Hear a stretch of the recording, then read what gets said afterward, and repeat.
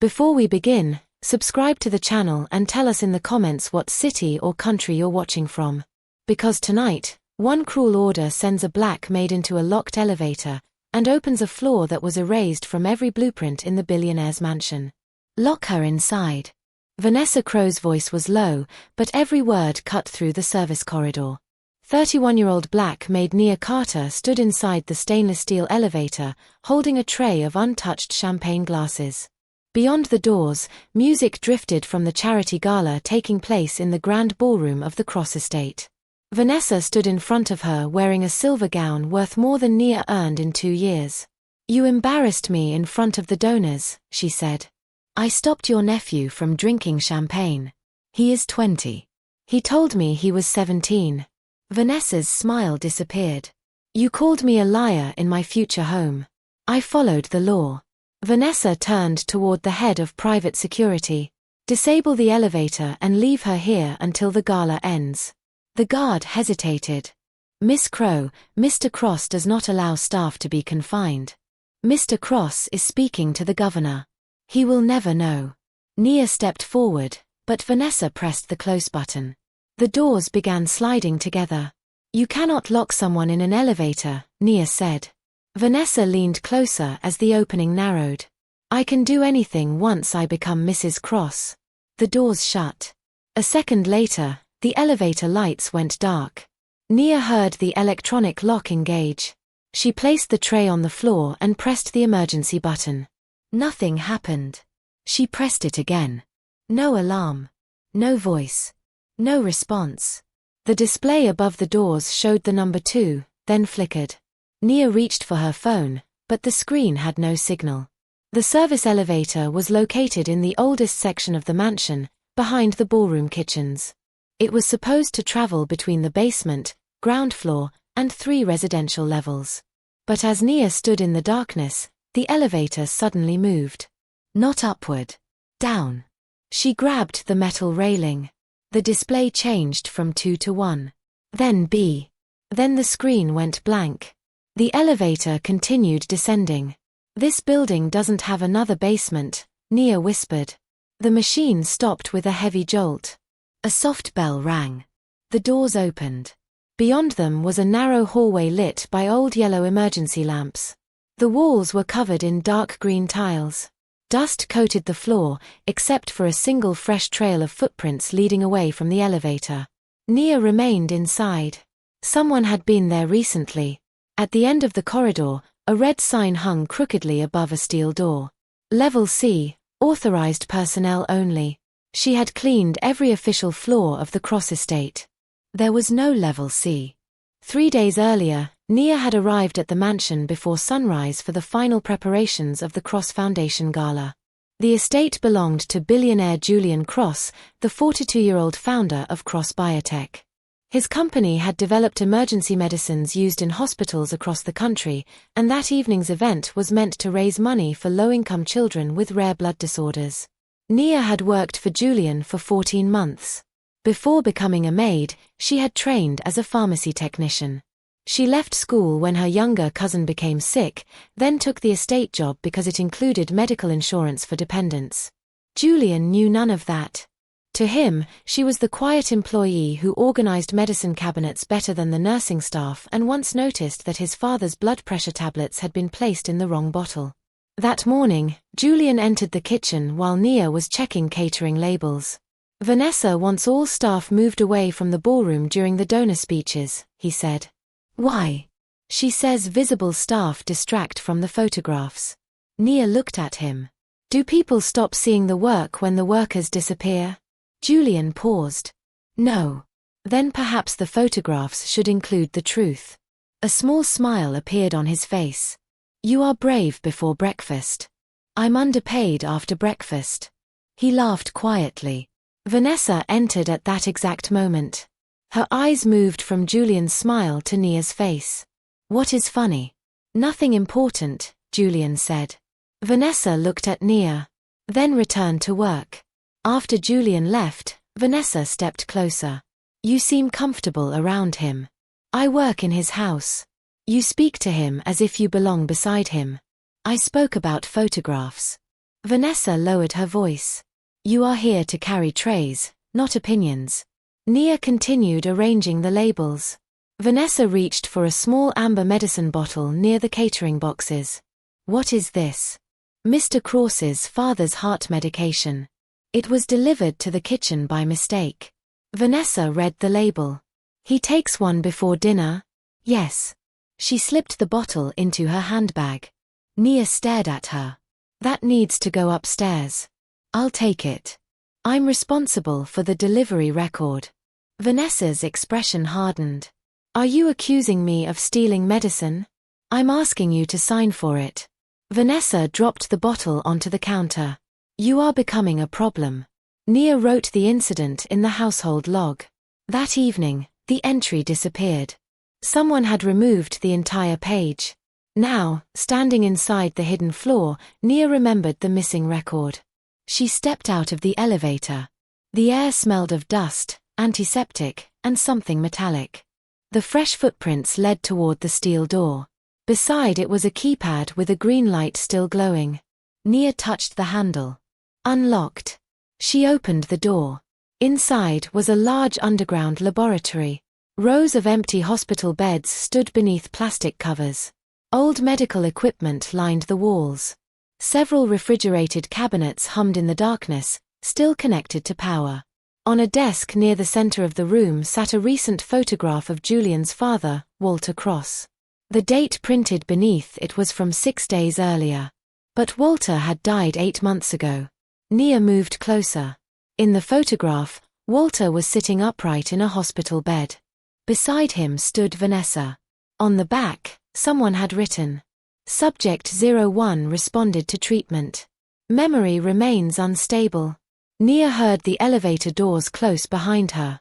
Then a man's weak voice came from the darkness. Do not let Vanessa know you found me. Nia turned. An elderly man stepped from behind a glass partition, gripping an stand for support. It was Walter Cross. Julian's dead father was alive. Nia stared at Walter Cross as if the hidden laboratory had tilted beneath her feet. 8 months earlier, the entire city had watched Julian bury his father beneath a black marble monument. Newspapers had published photographs of the funeral. The Cross Foundation had created a medical scholarship in Walter's name. Yet the man standing in front of her was breathing. Barely. His face was thinner than in the photograph, his silver hair uncombed, and dark bruises marked both arms where 4 needles had repeatedly entered his skin. You're alive, Nia whispered.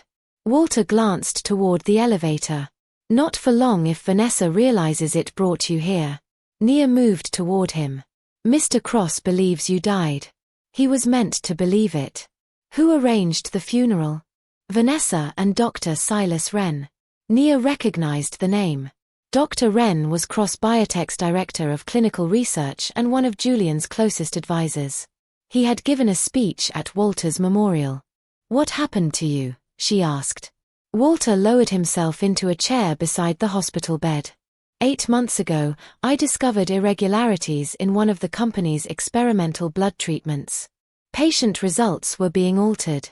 Complications were hidden, and failed trials were listed as successful. Why? To push the treatment toward federal approval before a competing company reached the market. Nia looked around the underground ward. And this place? It was built by my father during the Cold War as an emergency medical shelter. It was removed from the estate plans years ago. Vanessa found the old access records. Why keep you here? Walter's mouth tightened. Because I had proof. He pointed toward the refrigerated cabinets.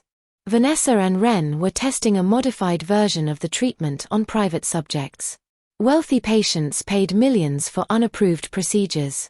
When several became seriously ill, I prepared evidence for Julian. But you never reached him.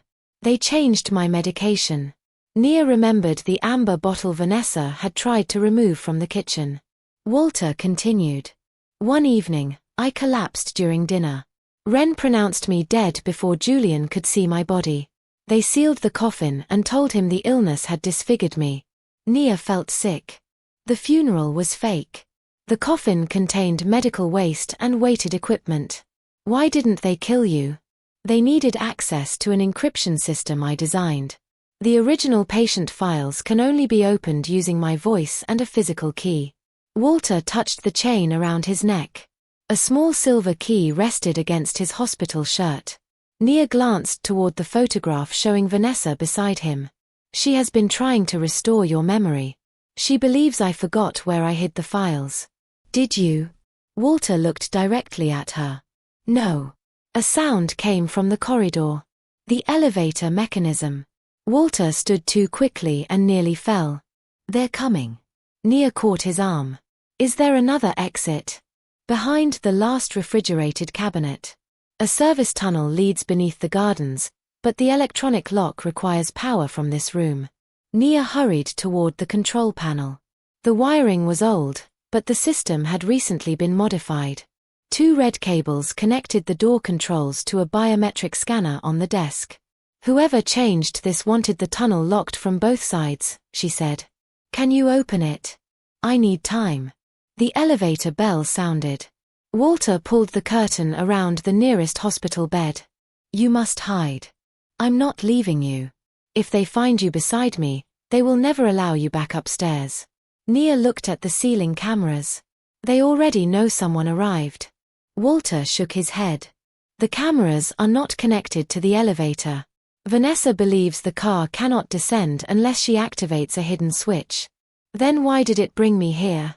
Walter's eyes shifted toward the old control box. Because I activated it. Nia froze. You knew I was trapped. I heard Vanessa through the intercom. I needed someone from upstairs who was not loyal to her. You risked bringing her directly to you. I watched you protect Julian's father's medication before you knew who I was. The elevator doors began to open. Walter pushed the silver key into Nia's hand. If they take me, give this to Julian. Nia slipped it into her uniform pocket and ducked behind the refrigerated cabinet. Vanessa entered first. Dr. Renn followed carrying a medical case. The security chief came behind them. Vanessa looked at the empty elevator. Where is she? The guard checked the corridor. The maid must be somewhere on this level. Walter stepped into view. She left through the service tunnel. Vanessa stared at him. You opened the elevator. I was lonely. Dr. Renn approached Walter and checked his pulse. You were warned not to touch the controls. Walter smiled weakly. You were warned that falsifying clinical trials would eventually destroy you. Renn injected something into Walter's foreline. His knees buckled. Nia covered her mouth to stop herself from making a sound. Vanessa caught Walter's chin. Where is the key? I swallowed it. She slapped him. Nia's body tensed. The security chief searched Walter's clothing, then shook his head. Vanessa turned toward the laboratory. The maid could not have gone far. Search every room. The guard moved toward Nia's hiding place. Before he reached the cabinet, an alarm suddenly sounded upstairs through the estate's emergency system. Vanessa looked toward the elevator display. What is that? The guard checked his radio. Mr. Cross is searching for Miss Carter. He discovered she was locked inside the service elevator. Vanessa's expression hardened. Tell him there was a mechanical failure. He has already accessed the security recording. Silence filled the laboratory. Julian knew Vanessa had ordered Nia confined.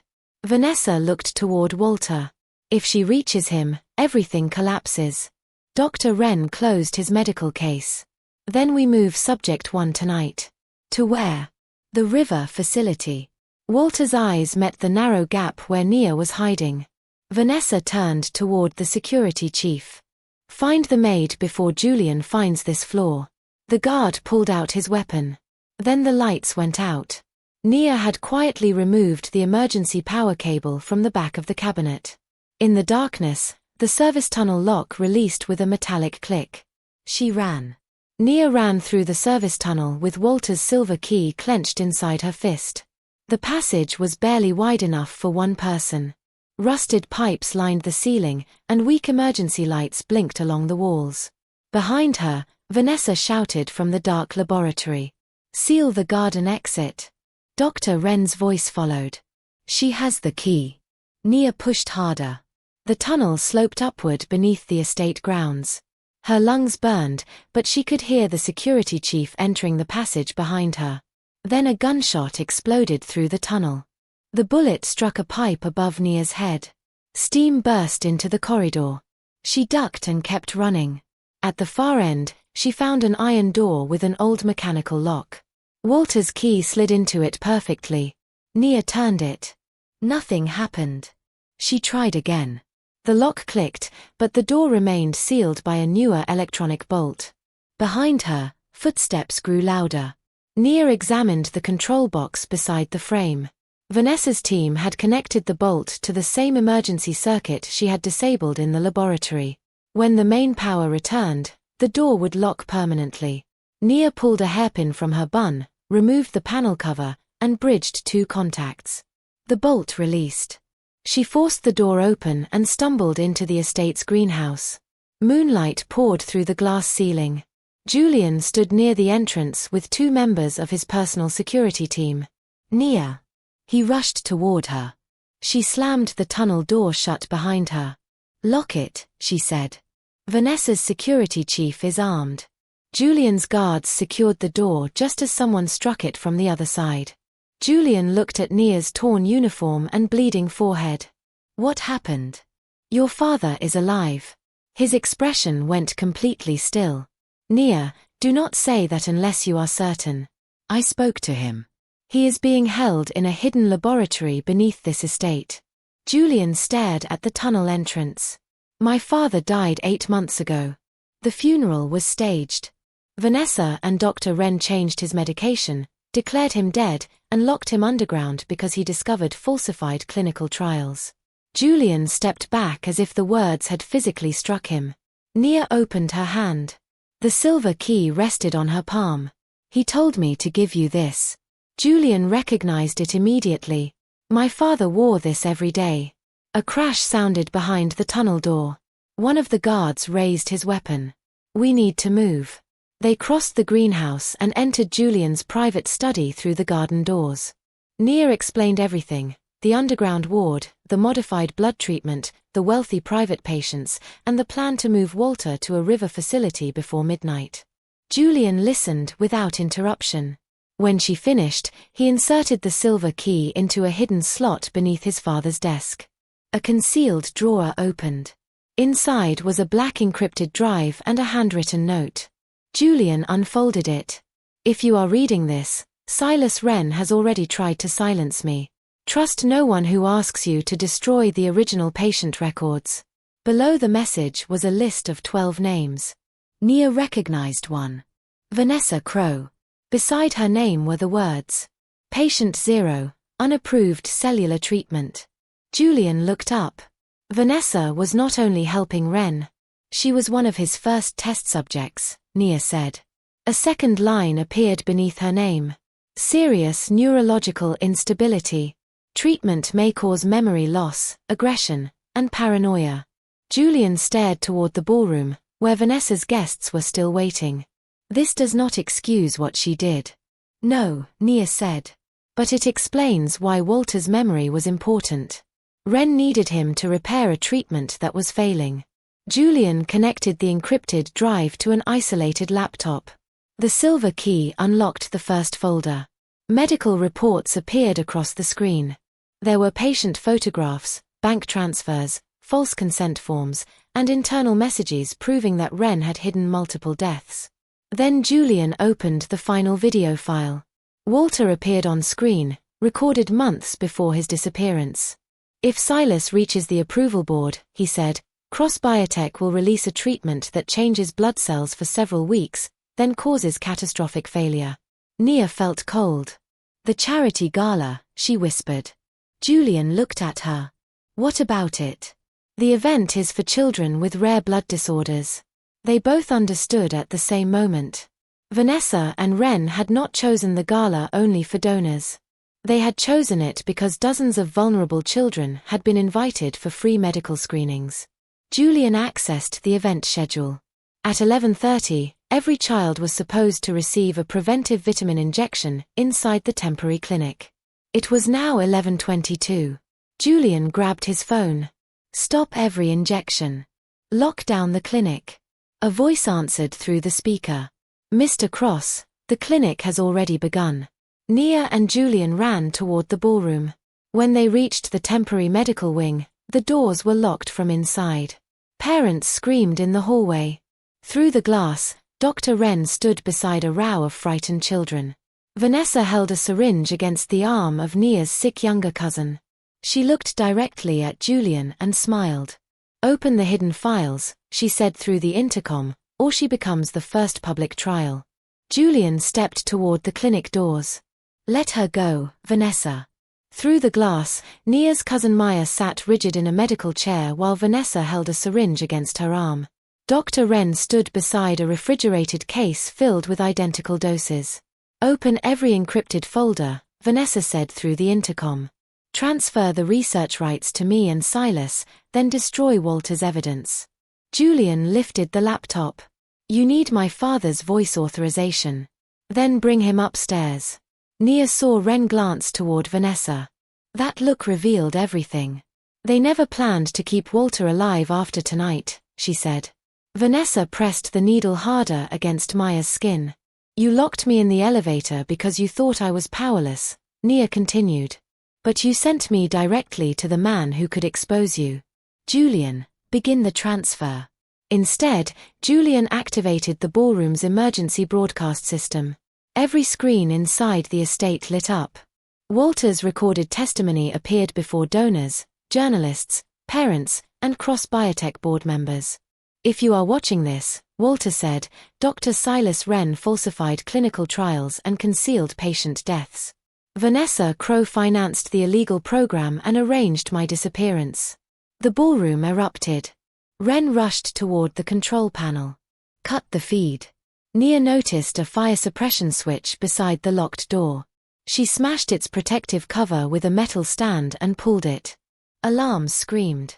The clinic doors released automatically. Julian's security team entered. Renn grabbed a child as a shield, but Nia hurled an empty medicine tray against his wrist. His syringe flew across the floor, and Julian tackled him. Vanessa dragged Maya backward. Stay away. Nia stopped several feet from her. That dose was designed for children with blood disorders, she said. Maya's condition is different. You never reviewed her records. Vanessa hesitated. Injecting her will not prove your treatment works. It will prove you used a child you knew nothing about. Parents and cameras now crowded the doorway. Vanessa looked around and realized everyone was watching. Her hand began to shake. Maya stamped on Vanessa's foot and twisted free. Nia pulled her cousin into her arms as security seized Vanessa. You cannot arrest me. Vanessa screamed. This company belongs to Julian, and Julian belongs to me. Julian stood over Renn. No. You wanted my name, my company, and my father's research. You never wanted me. Police sirens approached the estate. Within minutes, Renn, Vanessa, and the private security chief were arrested. The doses, false consent forms, offshore transfers, and Walter's files were sealed as evidence. Julian led officers through the hidden elevator to level C. They found Walter unconscious but alive. 3 days later, Julian sat beside his father's hospital bed while Nia stood near the window. Walter opened his eyes. You found the key, he whispered. Nia found you, Julian replied. Walter looked at her. I chose the right elevator. Nia smiled faintly. You chose a dangerous one. Cross Biotech suspended the experimental program, notified every affected family, and created an independent medical fund using money recovered from Renn's accounts. Julian removed every executive linked to the falsified trials and invited federal investigators to examine the company. Vanessa later pleaded guilty to unlawful imprisonment, conspiracy, medical fraud, and attempted assault. Renn faced additional charges related to patient deaths and illegal human testing. Months later, Nia returned to the estate. The service elevator stood open while workers converted Level C into a permanent evidence archive. Julian approached her carrying an envelope. What is this? She asked. Full tuition for your pharmacy program. No contract and no debt. I did not save your father for a reward. I know. This is an investment in someone who saw what trained executives chose not to see. Nia accepted the envelope. She completed her certification and joined the independent patient safety board overseeing Cross Biotech. At its first public meeting, Walter sat in the front row beside Maya.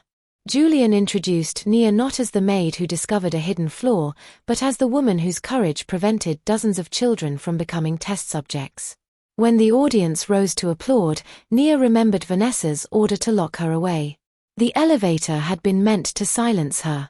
Instead, it carried the truth to the one floor where it could no longer remain buried.